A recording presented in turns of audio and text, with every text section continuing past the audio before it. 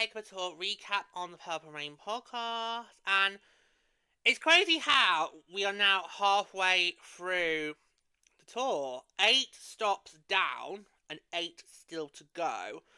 We've got 2 more still to come our way before we go on that Olympic break on the 29th of January, and then after we come back from Olympics, there is just 6 Takeover Tour games left to go. Of course, the Purple will be at one of them, which is very exciting. Yeah, but it's very crazy how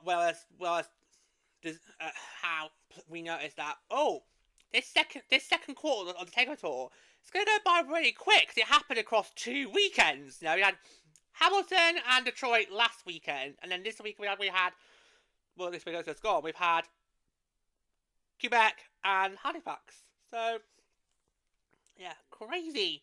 Yes, that's just crazy, I know, right? So, yeah, so we were back in Quebec City, no prize because who was going to be on this game. You just knew. You knew it was going to be Montreal. This time hosting the Goldeneyes. So we're going another all-Canadian matchup for this stop in Quebec. Now, Quebec, of course, this time last year, really changed my mind on how I think Quebec could go in terms of its hockey future. Because any time I've heard Quebec wanting to get a professional team back, I just think, no. And for the 6 millionth time, no! Because if, like me, you were born in the 90s, or if you were born in the 80s, you will, of course, be very well aware of the Quebec Nordiques history, and how that ended pretty much in tears, and it resulted in them becoming the power juggernaut they are today as the Colorado Avalanche.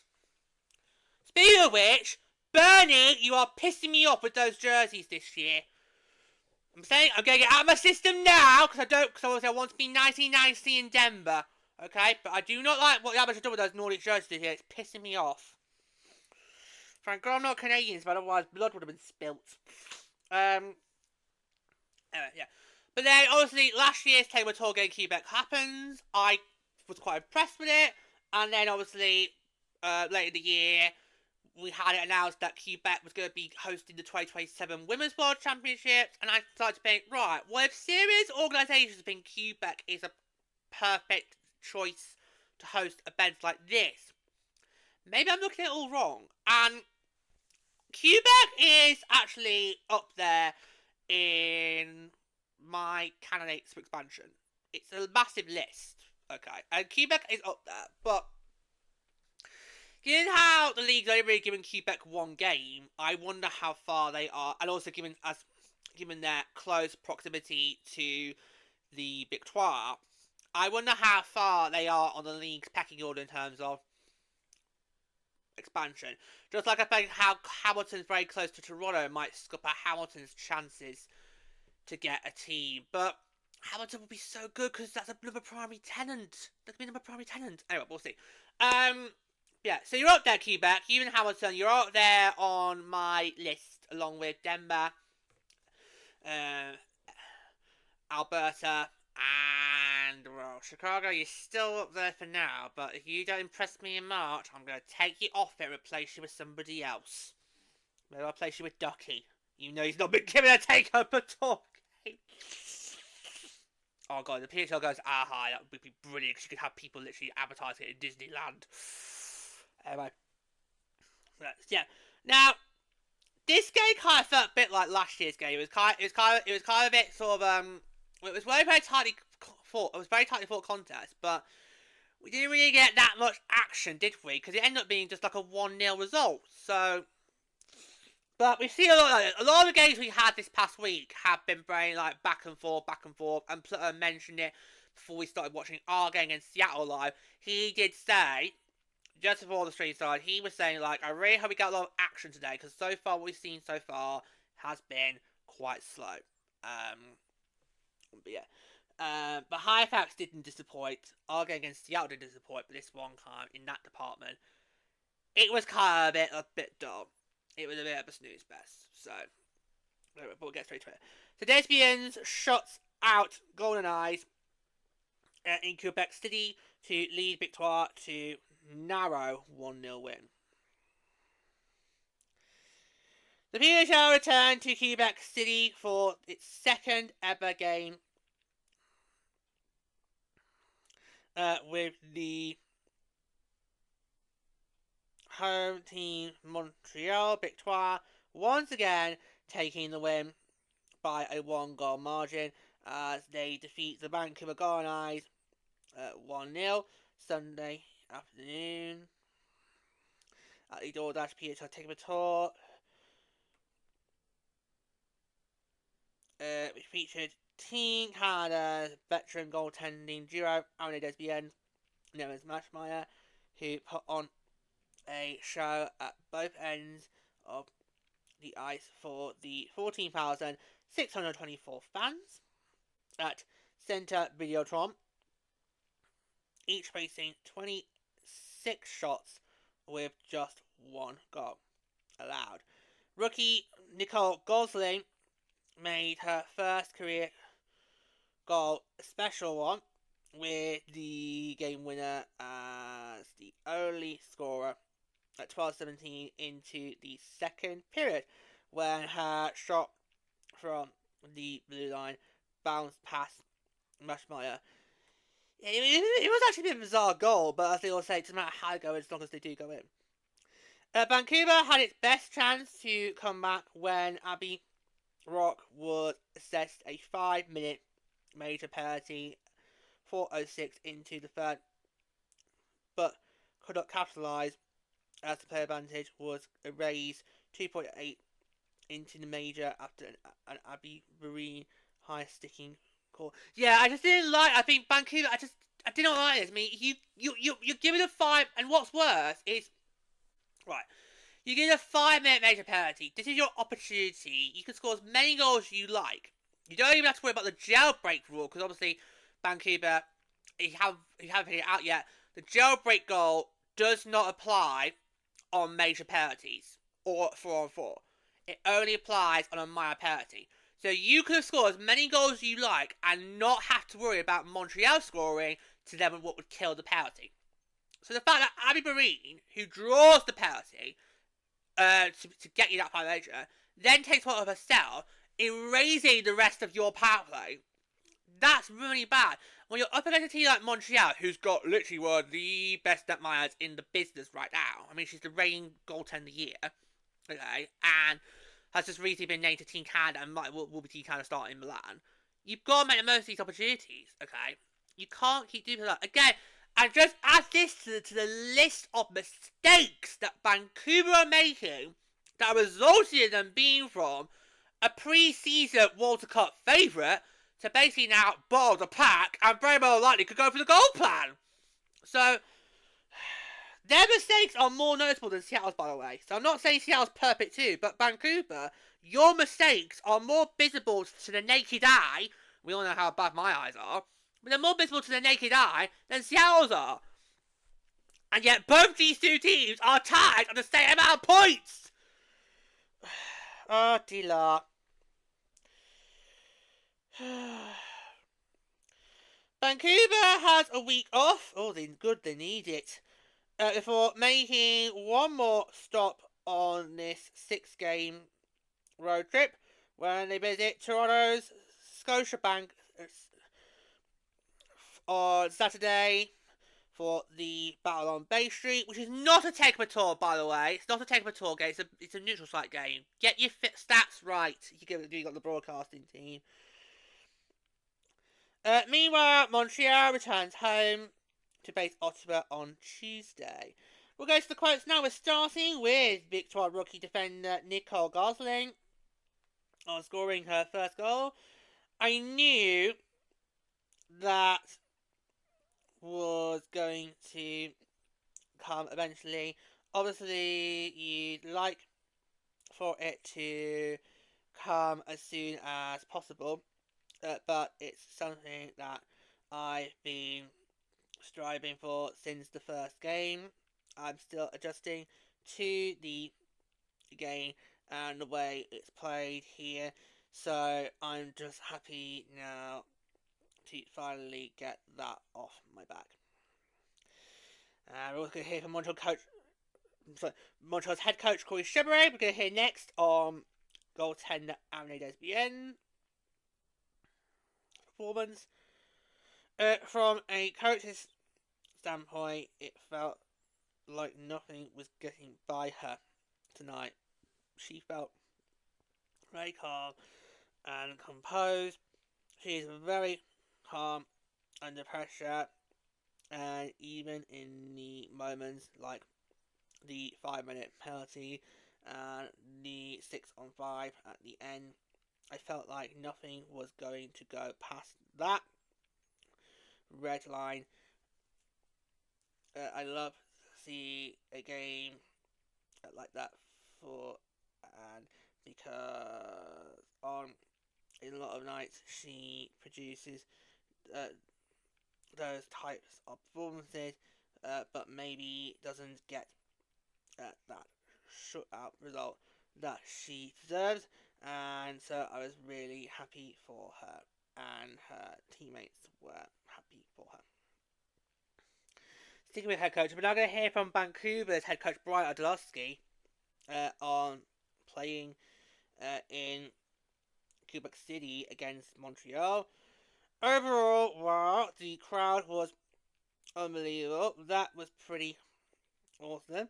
The fans were super knowledgeable, and I thought they brought a lot of great energy overall to the game. I thought it was a pretty good game both ways as far as play. A bounce here, a bounce there. That's the way hockey is. Unfortunately, we didn't get the one that matters most.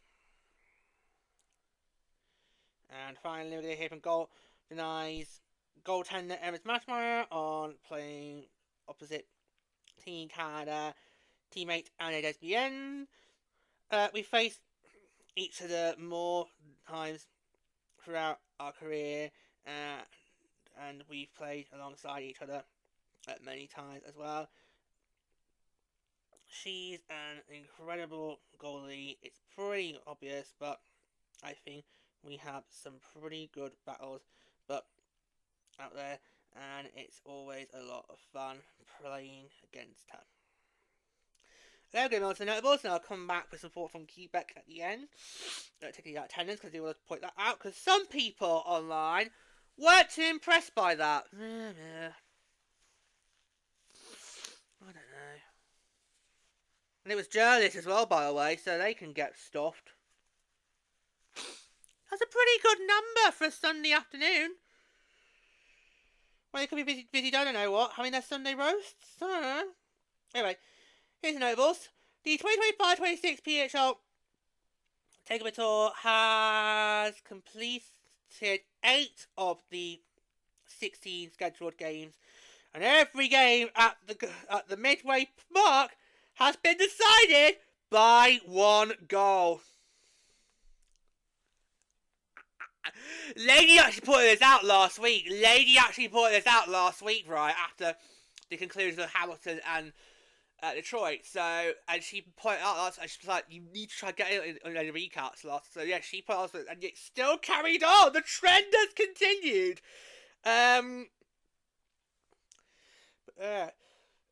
The thing happened to have gone beyond extra time as well. So if I hold on, let's actually count that because I've got it here. I've got the list here, so let's count it up. So yeah, both games in Halifax went to extra time, so that's 2. Chicago did. Edmonton did.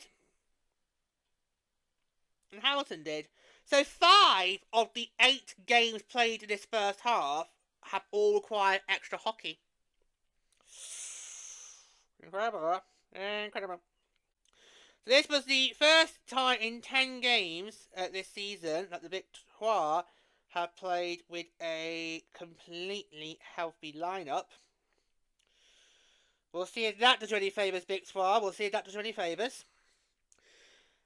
Staying with Montreal, they have now won both of its PWHL Takeover Tour games this season, and in Quebec City, after defeating Toronto 2-1 in a shootout in Halifax in the 7-17, and they defeated Ottawa in last season's tour 2-1, which was on January the 19th. So just, nearly a year ago to the day. This was the first 1-0 win in Victoire history. The team previously lost 1-0 to New York on April the 1st, 2025 at Place Bell. Vancouver suffered its first regulation loss in its 3 PWHL Takeover Tour games so far this season, and first ever game in the province of Quebec. The Victoire now have the highest home winning percentage in the PWHL of at .733, while the Goldeneyes have the lowest road winning percentage of .143. I'm surprised Boston's not got the highest home winning percentage, because obviously the only times Boston's lost at home was on the Takeover Tour, because both their games in Detroit and Halifax were classed as home games. So Boston's yet to lose in Boston. So I'm surprised they've not got the highest home winning percentage there. Yeah, we'll carry on. Anna Lesbienne recorded her second shutout of the season, and the third of her career, becoming the 8th netminder in PWHL history to reach a trio of shutouts. The performance moves her ahead of Boston's Anne Franco for the league's lowest goals against average this season among netminders, with 2 or more starts, playing less than 150 kilometers from her hometown at Clermont. The veteran goaltender made her second PHL start at Centre Videotron after making 26 saves in the Victoire's 2-1 win over Ottawa on January 19, 2025. Nicole Gosling is off to a strong start to the year, with a point in each of Montreal's 3 games in the calendar year 2026. Since getting on the score sheet for the first time in a PHL career with an assist on January 2nd. The Victoire's 4th overall pick is the 5th rookie defender to reach the back of the net this season. Marie-Philippe Poulin extended her career high point streak to 6 games and is now tied for the longest in the PHL this season. After being left off the score sheet in Quebec last season, the Montreal native primary assist lifts her into a 3-way tie for second in league scoring with 12 points in 10 games. The Victoire captain also had a productive night at the dot, leading all players with 13 wins on 16 draws for an 81.2 win percentage. As Matchmeyer recorded the second highest save percentage of her season at 0.962, allowing just 1 goal on 26 shots for her best performance as a Goldeneye since shutting out New York on December the 6th. The veteran is the 4th netminder in the league to start 9 games for her team this season. Played for Ottawa at the Quebec City Takeover Tour stop last season. Mashmaya made 33 saves in the 2-1 defeat. Yeah, I think we've seen enough games to go on now to make this judgment. I think Mashmaya is now going to be seen as the starting netminder for Vancouver, and Kristen Campbell is the backup. I think that's it. Well, I think a lot of us probably did go into the expansion draft, did think that Mashmaya would be seen as the starter, and it would be questions of who would the guys get to backstop her, and clearly, without answering that question, because she's clearly had more starts than Campbell, so I think that's how it's going to be going forward. So, yeah. Subby Jakes followed up her season high 6 shots on Friday with 7 this afternoon, bringing her league leading total among defenders to 42 in 12 games. More than halfway to a 2024-25 total of 75 in 25 games. And finally, Xian D'Arcangelo had her best game at the dot this season, winning 10 out of 14 face-offs. And finally, the 3 stars of the game. The third star, Marie-Philippe Plen from Montreal. Second star, Nicole Goldstein from Montreal. And the first star, Anne Desbiens from Montreal. Okay, schedules for Montreal. Tuesday, January 13th, versus Ottawa at 7 p.m. Eastern. Vancouver, Saturday, January 17th, at Toronto. That's going to be at Scotiabank for the Battle on Bay Street at 3 p.m. Eastern, noon Pacific time. Okay, so that does need to finish off with some final thoughts on Quebec. So, I want to point out that crowd, because I think that crowd is something that should not be sniffed at. I know some people online, when they were looking at this, saying, oh, well, it's a bit of a drop. I'm like, saying it was a drop from last season. I'm like, but it's only a tiny drop, because last season they sold out. And this season it got roughly 40,000. In fact, let me get the numbers. 40,624 was the attendance on this game. That's not bad. I mean, a tiny drop's fine. It's not like what we saw in Detroit last week when it had a massive drop. Yeah, from 14,000 last year to 9,000 this year. That's a drop. This is like a little tiny little thing. I still think that is a really good attendance. It's not to be sniffed at. I mean, you have a city like Quebec, which clearly is trying to prove it's a product that can house 2 Canadian teams, like how Ontario is currently a product that houses 2 Canadian teams, could potentially hold a third. Okay, so yeah, so I think that attendance is something that should not be sniffed at. Okay, that is not something to spite your nose off. Okay, so that's really impressive, and they were up for it as always. They just like last season. They're up for it.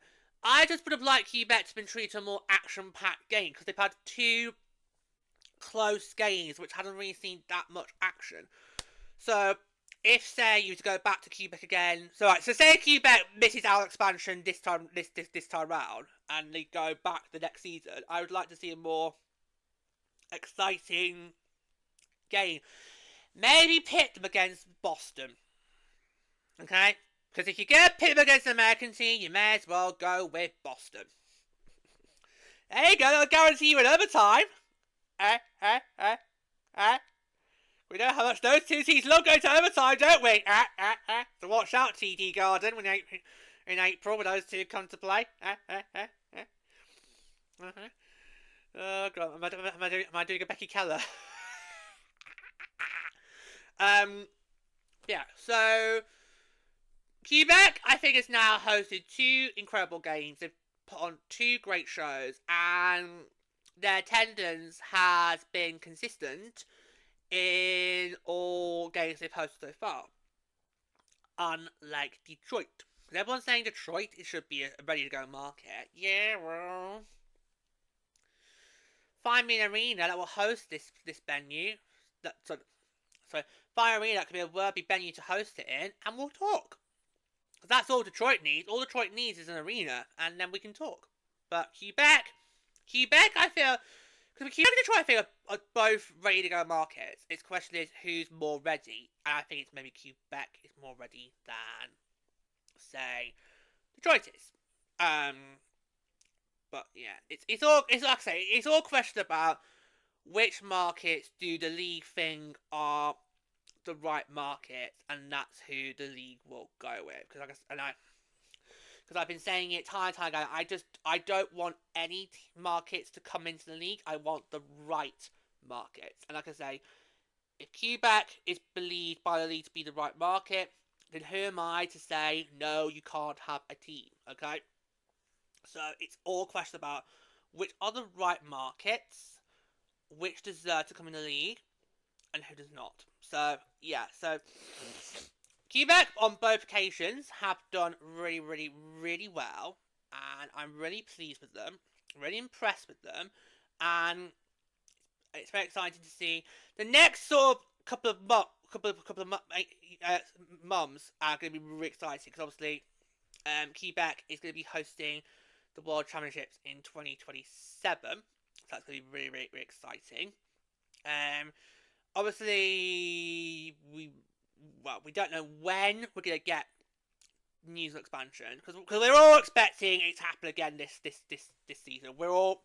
I think we're all pretty much in the mindset of where we were this time last year. We kind of have a few expansions coming. It's just a question of when it's coming and who's it going to be. Because the league did say on a couple of interviews during the beginning of the season that we are pretty much expanding again. And they also said it during the meeting in the Lansdale meeting. They said we are going to expand next year. So it does sound like we are going to get expansion again by the end of this season. Question is it going to be 2 teams? Is it going to be 4 teams? And if so, where? I mean, Plur's made it clear that he thinks it should be 4 teams, and I kind of agree with him, but for different reasons. He thinks it should be 4 teams to kind of rip the band-aid off, because if you go with two again this season, then you know before the CBA expires, there's going to be another round. So he thinks if we just get that done now, get 4 done now, just rip the band-aid off. And I agree with him for different reasons, because I think when we get to 12 teams, we can hold and start developing more further. But also, given how the 2026 draft class is shaping up to be one of a kind, you want to get as many players from that draft class into this league as possible. So if you've got to add 2 more teams, 4 more teams to do it, then so be. And I think Quebec could be one of them. The question is, because they're literally right next door to the Victoire, how likely is it going to be? Because obviously we had the Nordiques and the Canadians literally be next door for many years, and of course ultimately it didn't work, because obviously at the end of the day the Nordiques then got relocated to Denmark. So there we go. Yeah. So it's tricky. Because obviously, if, like me, you were an 80s or a 90s kid, you know the history with the Nordiques. You know it. So, but I wouldn't have a problem. Pluto would like Quebec to get a PHL team, just so that we can basically claim territory on them. So basically, the dirty dog. The dirty dog is literally thinking about marking his territory. That's what he's doing. Dirty. He thinks if we can lay claim to Quebec, then that takes out a high likely candidate for HL expansion. But we'll see that, guys. But I think Quebec have done a really impressive job both times. It's just I feel like the on-ice product could have been just a little bit more thrilling for them. No, maybe. No, okay, fine. Yeah. It's always tough because you know you're going to give Montreal the game regardless, so it's always hard to work out how to pit against them.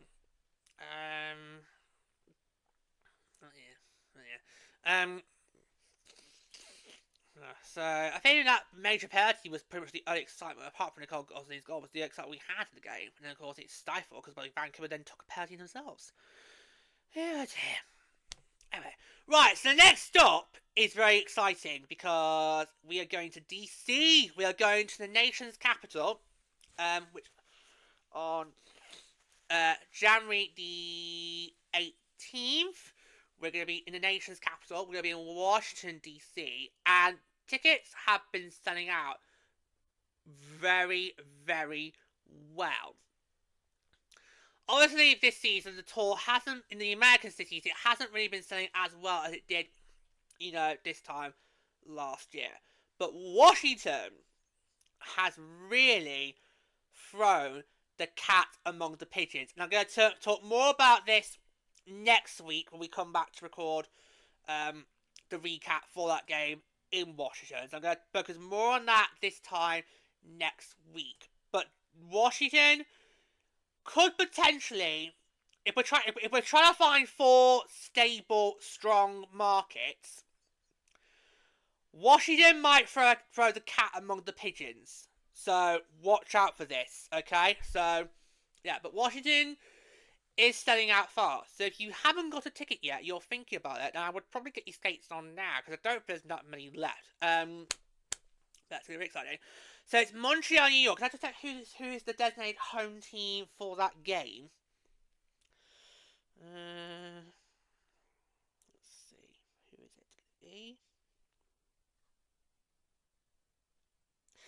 Okay, so it's so the Sirens will be the designated home team for that game next week. So yeah, so it's Montreal Victoire at the York Sirens at Capital Arena in Washington. That is going to be so exciting.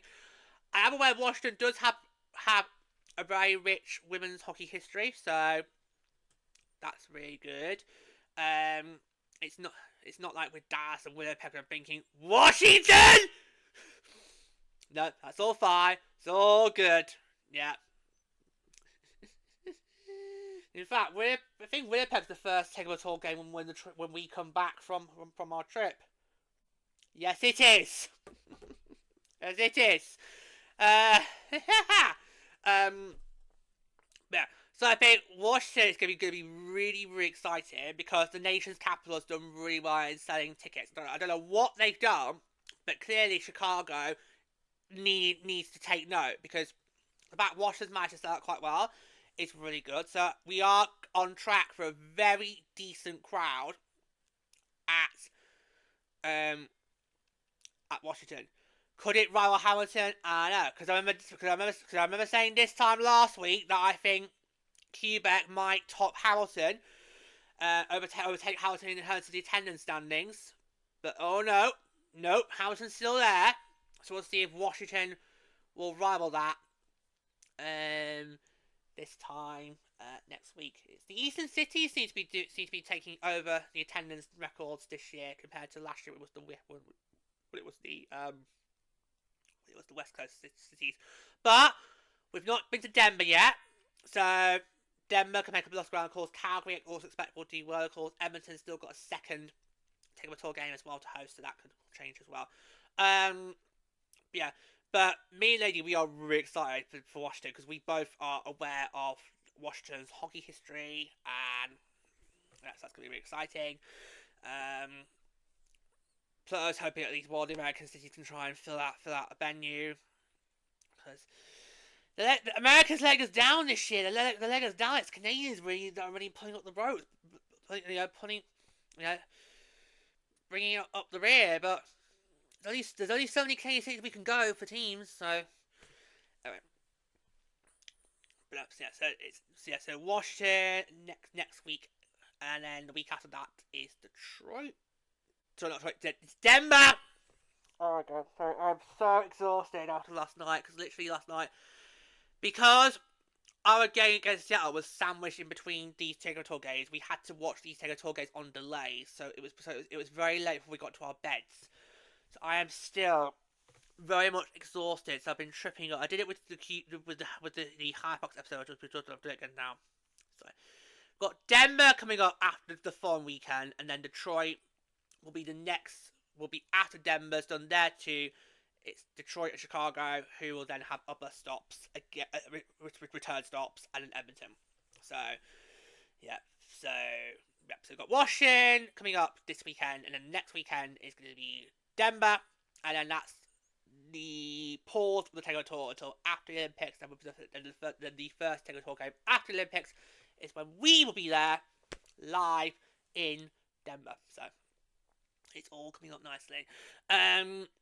Yeah, so the first half of Takeover Tour is already done. Can't believe that. And this second quarter's gone so quick. It has gone so quick.